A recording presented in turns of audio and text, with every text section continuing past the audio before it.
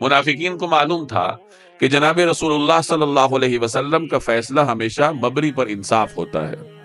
اب اگر کسی تنازع میں کوئی منافق حق پر ہوتا یا کوئی یہودی حق پر ہوتا تو وہ خوشی خوشی اپنا معاملہ نبی کریم صلی اللہ علیہ وسلم کی عدالت میں لے کر آتے، کیونکہ انہیں معلوم ہوتا کہ ہم حق پر ہیں، اور آپ صلی اللہ علیہ وسلم کی عدالت میں ہمیشہ صاحب حق کو حق ملتا ہے، ہمیں حق مل کے رہے۔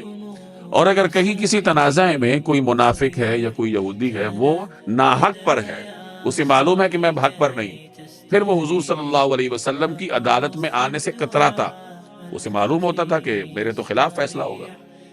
تو پھر وہ بچتا تھا کہ میں فلاں کے پاس چلا جاؤں، فلاں کے پاس چلا جاؤں۔ کہا جاتا ہے کہ سیدنا علی رضی اللہ تعالی عنہ کا ایک تنازع تھا کسی یہودی کے ساتھ، تو حضرت علی نے فرمایا کہ چلو نبی کریم صلی اللہ علیہ وسلم سے فیصلہ کراتے ہیں۔ کہ یہ مدینہ کا دستور تھا، قانون تھا کہ فیصلہ حضور علیہ الصلوۃ والسلام نے کرنا ہے، تو اس دستور کی روح سے یہودی پابند تھا کہ نبی کریم صلی اللہ علیہ وسلم کی عدالت میں آتا، لیکن اسے معلوم تھا کہ میں تو ناحق پر ہوں، فیصلہ میرے خلاف ہو، تو وہ کہنے لگا کہ چلتے ہیں، وہ کعب بن اشرف کے پاس جاتے ہیں، یہودی کے پاس جاتے ہیں، اس سے فیصلہ کرا لیتے، کیونکہ اس کے بارے میں اسے امید تھی کہ وہ میرے حق میں فیصلہ کرے گا، وہ ناحق پر فیصلہ کرے گا۔ اسی طریقے سے اگر منافقین کو بلایا جاتا کہ چلو جہاد کا موقع ہے تو وہ کتراتے،